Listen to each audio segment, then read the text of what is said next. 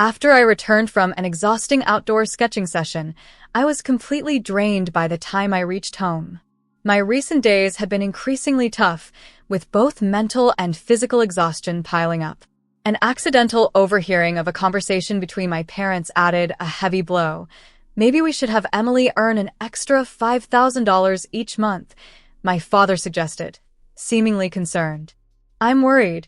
She might just collapse from overworking," he added. To which my mother coldly laughed. "It's okay if she collapses. She's not related to us by blood, after all." Shocked, I silently withdrew to my room, my presence unnoticed. That moment marked a profound revelation for me. I was not their biological child. This new understanding explained the distant coldness they had always shown towards me. Anger bubbled inside me as I realized they had been manipulating me, offering sporadic affection only as bait while exploiting my hard work. I resolved then and there that I would no longer forgive their deceit. "I won't forgive them anymore," I affirmed to myself, my determination hardening. They had their plans and I would have mine. That very night, I left the family home, determined to shed all the imposed notions of love and familial duty that had been thrust upon me. My name is Emily, and at 28 years old, I hold a clear perspective on the role of parents in their child's happiness. While I once read an article claiming a child's happiness is heavily influenced by their parents, my experience taught me otherwise. My early years were marked by unhappiness, despite growing up in what appeared to be a nurturing environment. Our family dynamics shifted drastically when I started elementary school. My father won a significant amount in the lottery, and the sudden wealth transformed my parents. The gentle, caring people they once were turned into strangers under the influence of their new fortune. "Look, $300,000. I won," my father had exclaimed. "I can't believe it." "There are so many things I want," my mother had chimed in, excited by the prospects. They soon quit their jobs and began squandering the money, leaving me with sitters and disappearing on whimsical trips, indulging in luxuries without a second thought for their daughter. Why am I always left behind? I wondered initially, but over time, deeper concerns about their erratic behavior grew. It was starkly different from other families where parents maintained steady jobs. This lifestyle persisted until they had blown through the lottery winnings, sinking into a routine of morning-to-night drinking, neglecting both home and child. The house fell into disarray, a stark contrast to our past life. My parents, once affectionate and responsible, had become unrecognizable, engulfed by their hedonistic lifestyle. As our financial situation worsened, we could no longer afford a house cleaning service. Our home, cluttered and overflowing with garbage, began to reek of neglect. Amidst this chaos, my often inebriated parents would shout at me, "Stop daydreaming and clean up. You can do the cleaning, can't you? Do you even have a purpose for being here?" Their words made me question my very existence, a question that haunted me since childhood. While doing chores, I often wondered why I was in such a situation. I wondered if other children lived like this. Eventually, our food supply dwindled to nothing. With no one working and no income, even selling household items wasn't an option anymore. My parents, oblivious to my embarrassment, would push me outside, saying, "Emily, come outside today. Don't worry about it. No one is looking at you." Encouraged by them, I would roam the downtown streets at night, scavenging for edible scraps like a stray dog, often chased away or scolded by store owners. Miraculously, I avoided police intervention. When I returned home with a bag of leftovers, my hungry parents would eagerly wait. "You're late. What took you so long? Hurry up and give it here," they'd demand. As I watched them devour the food, tears streamed down my face. The next day at school, while I looked forward to the school lunch, the other kids would make faces of disgust due to the smell of leftovers on my clothes. Their cold stares were hard to bear. One evening, as I was out again searching for food, a woman approached me. A neighbor had noticed our dire situation and contacted her. "I'm Violet, a social worker. Are your parents home? I need to speak with them," she said. That was the moment everything began to change. Violet talked with my parents, and gradually, our lives improved. My father got a job through vocational training, and my mother started working part-time again. With a stable income and welfare support, we could afford proper meals and new clothes. Violet became a beacon of hope for me. "I'm often at the city office, so contact me anytime you need help," she offered. Despite these improvements, my mother continued to struggle with alcohol, her repeated mistakes and tardiness at work eventually leading her to quit. She spent her days in front of the TV, doing nothing. Managing the household became my responsibility. I would go to the supermarket with the money my father gave me, buying instant food and bread. "Why are you even here?" my father would grumble. That question, "Why am I here?" persisted even as I grew older.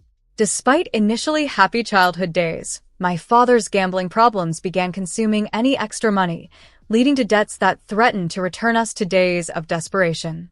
During middle school, I took a part-time job delivering newspapers in the morning. The income allowed me to buy new stationery and shoes. During this time, I faced another challenge. I had never been taught about wearing a bra. After a humiliating comment from a classmate, I remained stooped and embarrassed. I called Violet, who accompanied me to buy a new bra. "Why are my parents so indifferent? They don't care about me," I lamented to Violet. "Parents are different, Emily, but don't worry. You're doing great," she reassured me, her support a constant in my life as I navigated the challenges of growing up amidst neglect. Violet has always been a dependable friend. When I needed support, she welcomed me into her home, teaching me to cook and sharing valuable life lessons. Her kindness made me question the coldness of my parents, who never showed much warmth. Throughout high school, while I barely got by, Violet cared for me as if I were her own. When it came time to decide my future, my parents finally took an interest. They opposed my idea of moving out after graduation, pleading with me to stay, claiming it was out of love. So I stayed. Drawing became my escape. I spent hours sketching at home, eventually selling my artwork online after a colleague's suggestion. Surprisingly, my art sold well, and I could make as much as my monthly salary. My parents, seeing the success, encouraged me to keep drawing, thrilled at my growing popularity. With their support, I updated my supplies and expanded my reach through social media, even landing a gig with a major fast food chain. For the first time, I felt valued by them. Encouraged by my parents, I quit my day job at 23 to pursue art full-time. Freelancing requires discipline and resilience, especially to meet tight deadlines. My parents' initial encouragement turned into pressure, and their praises faded as they grew accustomed to the steady income. They became demanding, pushing me even when I was ill. Over time, the joy I found in art turned to resentment. I continued to work hard, fueled by fleeting moments of motivation from their rare praises. Then one day, exhausted from sketching outdoors, I overheard them joking about pushing me harder, revealing I was not their biological child. This shocking discovery left me reeling, questioning everything about our relationship. Growing up, I always sensed a chill in the air between my parents and me, a divide I couldn't quite bridge. It was hard to accept, but deep down, I felt it stemmed from the fact that we weren't related by blood. This realization brought a mix of frustration and anger that was hard to articulate. Often, while I painted, my hands would tremble with a mixture of emotion and efforts that seemed invisible to them. One day, I finally admitted to myself, I can't forgive them anymore. That was the turning point for me.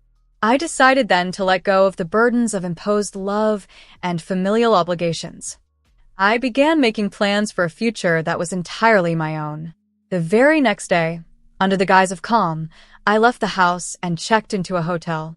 During my stay, I noticed several missed calls from my mother, signaling a confrontation I could no longer avoid. When I picked up the phone, my mother's voice was fraught with emotion and anxiety. "Emily, where are you? Why are you staying out without permission? Are you with someone? Why didn't you contact us?" Her questions bombarded me. In response, I told her about my visit to the city office to obtain a copy of the family register. My words left her speechless, unsure of how to continue. I confronted her about my adoption, which I had discovered after finding some revealing documents while my parents were passed out drunk. "Is it true that I was adopted?" I asked. Her admission came hesitantly. Yes, it's true.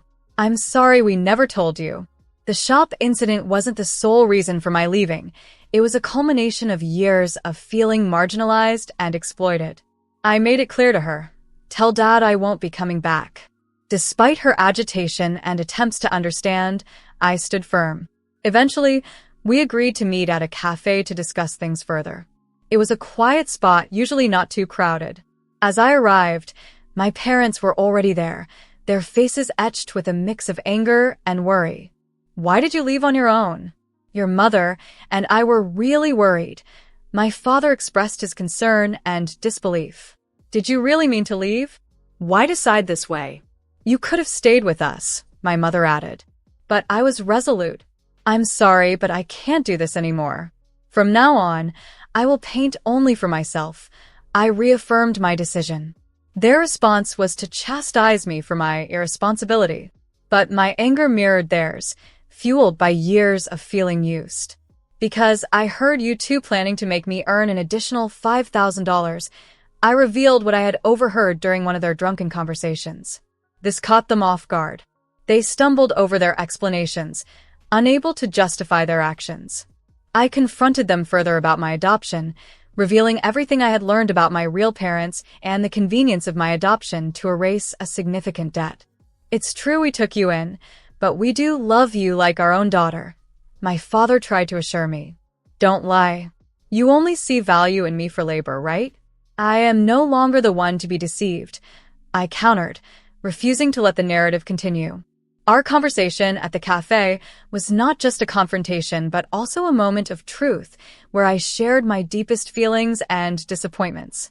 My mother's drinking, a constant source of embarrassment and pain in my life, was also laid bare. It was a tough, emotional exchange, but necessary for me to forge a path forward, free from the shadows of unspoken truths and conditional affections. My journey as an independent artist was just beginning, painted not for them, but for myself. She struggled to maintain control, and I always hoped she would pull herself together. It pained me to see her transform when she drank. Violet, the social worker, shared my concerns. Yes, the very same Violet who frequented our home to check on us. I still keep in touch with her, and my gratitude knows no bounds. Without her intervention, I shudder to think where I might be today, perhaps still scavenging leftovers during my school years or resorting to dubious means to make ends meet. The apartment I currently live in was secured through Violet's assistance, a safeguard she arranged to ensure I could find safety quickly if problems arose. Does the alcohol taste better when it's purchased with the money your daughter earned? You seem to relish it daily, neglecting household chores and merely tidying up on weekends. While it's true you've faced numerous challenges since your youth, including health issues, does that justify a reckless lifestyle now? That's mere indulgence. I don't recall many moments when you acted like a mother. Household responsibilities always fell to me, especially cleaning up after your episodes. And yet, you seem to think such a self-centered lifestyle is acceptable. Please, let's keep any jokes to a minimum. You don't realize the extent of my struggles. As I confronted her with a stern gaze, my mother appeared unsettled. Stop. Don't be so harsh on your mom, they said. But the blame wasn't hers alone. Dad shared it too. What do you mean? My father growled, but I stood firm, unafraid and assertive. Now an adult, I could express myself clearly and highlight my father's shortcomings. Your gambling has always been a problem, I continued. Do you think I haven't noticed? His response was a silent, guilty look. Poker, slots, horse racing, baccarat. He was still deeply mired in his gambling habits, often using the money I earned. I find this absolutely unacceptable. When they once won the lottery, they lived extravagantly, and $300,000 vanished in a few short years. I was trying to increase that money, Dad claimed, but it was a poor excuse. His idea of investing was pouring it all into gambling, not a legitimate business venture. Laughing off his feeble justifications, I retorted, "That's not investing, that's gambling." Please, stop twisting the words. Accusations of arrogance followed, questioning how I could speak so to my parents. Can we drop the pretense of gratitude? I challenged. I've never felt thankful to be raised by parents who thought it acceptable to send their child out in the middle of the night to rummage through garbage bins. You are far worse than any trash can. The conversation turned to his debts, still a massive burden. One should consider who really needs to be more reserved, I concluded, my voice a mix of resolve and fatigue. I've been funding my father's debts with my earnings. Despite this, he still carried an air of arrogance, as if he had the right. The respect I once held for him had vanished long ago. There was no need for him to act like a father now. His forceful demeanor only pushed me to a breaking point, prompting me to make a decisive move against him. I grabbed my smartphone and made a call. Soon enough, he was there. Mr. Andrew is a man well-versed in dealing with problematic situations like my father's. As my father recognized him, his face drained of color. "Mr. Andrew, why are you here?" he stammered. "Your daughter contacted me," Mr. Andrew replied calmly. "She mentioned there's something to discuss regarding your debts." I had done my homework, investigating my father's financial entanglements and discovering his connections, including a long-standing indebtedness to Mr. Andrew. I also uncovered that Mr. Andrew had facilitated my parents' meeting years ago. Mr. Andrew, who played a significant role in a shady, mafia-like organization, had occasionally forgiven portions of my father's debts while keeping him under close watch. "I was surprised to hear from your daughter, Bennett," Mr. Andrew continued. "You're using her earnings for repayments? That's hard to believe." "No, that's not true," my father protested weakly, but the truth was glaringly obvious. He had no income of his own and had squandered his lottery winnings, continuing to gamble and live beyond his means with the help of Mr. Andrew. "You might have used up all your luck when you won that lottery," I interjected. "And now, you're paying off your debts with my money, a truly pitiful way to live." Mr. Andrew shook his head. "Using your daughter's earnings for repayment is despicable. Shame on you," he chided. "I'm sorry," my father muttered, looking down. "You're apologizing to the wrong person," Mr. Andrew pointed out sternly. "Apologize to your daughter first. That's where you need to start. Acknowledge the trouble you've caused her and commit to settling your own debts from now on." Caught off guard, my father and mother could only nod, completely overwhelmed by Mr. Andrew's authoritative presence. As my father was lectured on parental responsibilities and began to tear up, I knew this would ensure he no longer misused my funds. It was now my mother's turn to face the music. I had previously arranged for Violet, the social worker who had been a beacon of support, to follow Mr. Andrew. Violet entered with her usual calm and commanding presence. "I came here today at Emily's request," she announced to my parents. "Did you really say it doesn't matter if she collapses from overwork because she's not your real child? Please tell me the truth." My parents stumbled over their words, their guilty expressions revealing the truth. Violet sighed deeply, her disappointment palpable. "It's truly unforgivable," she said. "You need to start by formally apologizing to Emily." Although she spoke softly, Violet's authority filled the room, leaving my parents looking like chastened children. "I'm sorry, Emily," they finally said. "We'll try not to cause you any more trouble." "That would be appreciated," I responded, feeling a weight lifting off my shoulders. "I will be moving out, and from now on, I will not provide any financial support. Is that understood?" Reluctantly, my parents nodded.